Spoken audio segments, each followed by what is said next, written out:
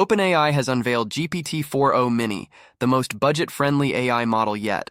With a cost of just 15 cents per million input tokens and 60 cents per million output tokens, it's more than 60% cheaper than GPT 3.5 Turbo. Over the past week, the model was placed on the Arena leaderboard under its pre-release name Upcoming GPT Mini and was outperforming most models on the Arena leaderboard.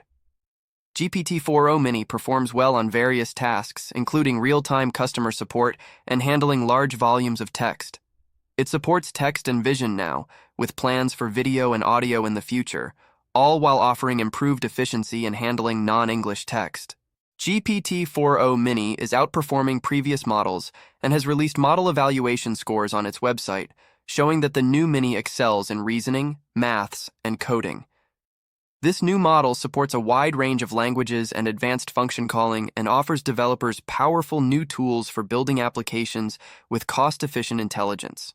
During development, OpenAI partnered with trusted companies like Ramp and Superhuman to test GPT-4o Mini, which they found significantly outperformed GPT 3.5 Turbo. ChatGPT users, Free, Plus, and Team can start using GPT-4o Mini today.